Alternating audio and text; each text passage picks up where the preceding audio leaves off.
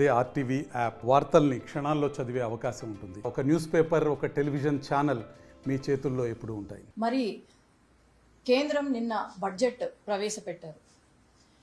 బడ్జెట్లో మన ఆంధ్ర రాష్ట్రం పేరు మారుమోగిపోయింది. యావత్ దేశం ఆంధ్ర రాష్ట్రం వైపు చూస్తున్నారు. అలాగే మన రాష్ట్రంలో ఇంక్లూడింగ్ వైఎస్ఆర్సీపీ కార్యకర్తలు, నాయకులు కూడా మన ముఖ్యమంత్రి నారా చంద్రబాబు నాయుడు గారికి ధన్యవాదాలు తెలుపుతున్నారు. మరి ఇలాంటి సమయంలో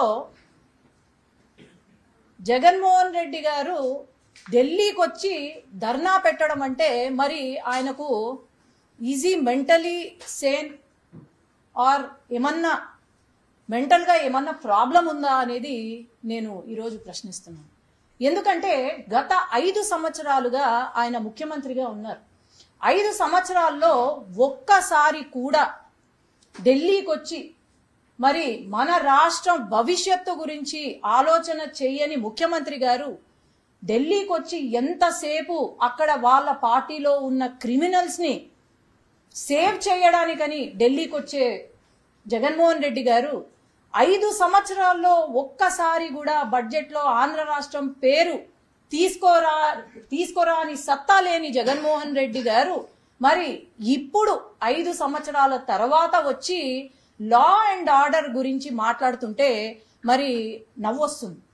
ఎందుకంటే మరి సొంత చెల్లెలు మరి వైఎస్ సునీత గారు తను ఎన్నో సంవత్సరాలుగా సొంత చిన్నాన్నను అతి కిరాతకంగా చంపేస్తే మరి న్యాయం చెయ్యండి అన్నా అని అడుగుతూ ఉంటే సొంత చెల్లెలికి న్యాయం చెయ్యని ముఖ్యమంత్రి గారు, అప్పుడు ముఖ్యమంత్రి గారు మరి ఈ రోజు అదే క్రిమినల్స్ ని పక్కన పెట్టుకొని ఈ రోజు లా అండ్ ఆర్డర్ గురించి మాట్లాడుతుంటే మరి ఏమని అనుకోవాలా మనం? ఆనాడు ఎన్నో జరిగాయి, హత్యాయత్నాలు జరిగాయి, హత్యలు జరిగాయి. ఒక ఎమ్మెల్సీ డ్రైవర్ని చంపి అతి కిరాతకంగా చంపి డోర్ డెలివరీ చేస్తే ఆనాడు మళ్ళీ పక్కన పెట్టుకొని రాజకీయం చేసిన జగన్మోహన్ రెడ్డి గారు ఈ రోజు ధర్నా చేస్తున్నాడంట. ఒక ఎస్సీ డాక్టర్ మాస్కులు అడిగితే ఎంతో అతి దారుణంగా టార్చర్ చేసి చంపిన వ్యక్తి ఈరోజు ధర్నా చేస్తున్నాడంట. మా నంద్యాలలో అబ్దుల్ సలాం కుటుంబం పాపం చిన్న పిల్లలతో సహా చనిపోతే వాళ్లకు న్యాయం చేయని ముఖ్యమంత్రి, ఆనాటి ముఖ్యమంత్రి గారు జగన్మోహన్ రెడ్డి గారు మరి ఈ రోజు లా అండ్ ఆర్డర్ గురించి మాట్లాడతారంట.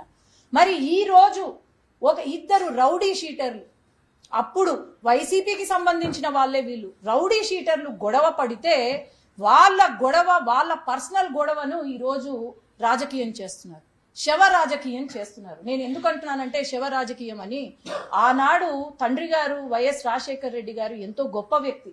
ఆనాడు అతని శవాన్ని రాజకీయంగా ఉపయోగించుకొని, ఎందుకంటున్నానంటే గెలిచిన తర్వాత ఆయన ఫోటో కూడా వెయ్యలేని ఘనత ఈ జగన్మోహన్ రెడ్డి గారి. తల్లి పేరు కూడా, తల్లి పదవిని కూడా తీసేసిన వ్యక్తి ఆ రోజు చేసిన ఘనత జగన్మోహన్ రెడ్డి గారిది. మరి ఈ శవ రాజకీయాలు చేసుకుంటూ ఎన్నాళ్ళని మరి రాజకీయాలు చేస్తారు.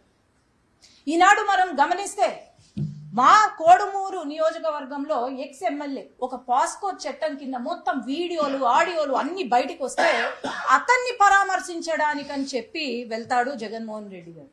అట్లాగే మా ఊర్లో ఒక చిన్న పాప, 8 సంవత్సరాల పాపను అతి కిరాతకంగా రేప్ చేసి మర్డర్ చేసిన వ్యక్తులను పరామర్శించడానికని వైసీపీ నాయకులను పంపిస్తున్నారు మరి జగన్మోహన్ రెడ్డి గారు. ఇది శవ రాజకీయాలంటే.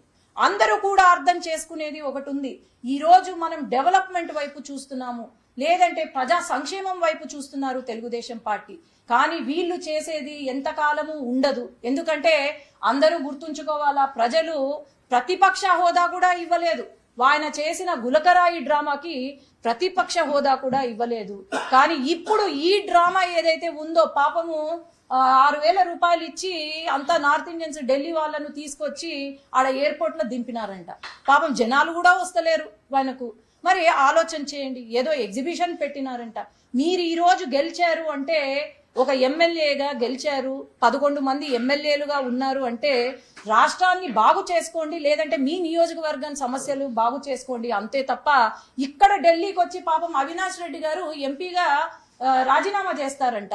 రాజీనామా చేసిన తర్వాత ఈయన ఎంపీగా వస్తానని ఏదో పుకారో మరి నిజమో తెలీదు గాని మీరు అదైనా చేయండి, ఢిల్లీకి వచ్చి రాజకీయాలు చేయొచ్చు. అంతేగాని అక్కడ చూసుకోకుండా అసెంబ్లీ జరుగుతున్న సమయంలో ఈ రోజు వచ్చి ఈడ పార్లమెంట్ లో ఢిల్లీలో మీరు ధర్నాలు చేస్తున్నారంటే యావత్ ఆంధ్రప్రదేశ్ సిగ్గుపడాల. కాబట్టి ఇవన్నీ మానుకోండి. మీరు ఖచ్చితంగా ఇలాంటి డ్రామాలు కనుక ముందు ముందు చేస్తే గనుక మీకు రాజకీయ భవిష్యత్తు కూడా ఉండదని నేను తెలియజేసుకుంటున్నాను. మరిన్ని వీడియోస్ కోసం ఛానల్ ని సబ్స్క్రైబ్ చేయండి, లేటెస్ట్ అప్డేట్స్ కోసం వాట్సాప్ ఛానల్ ని ఫాలో చేయండి అండ్ లింక్ డిస్క్రిప్షన్ లో ఉంది.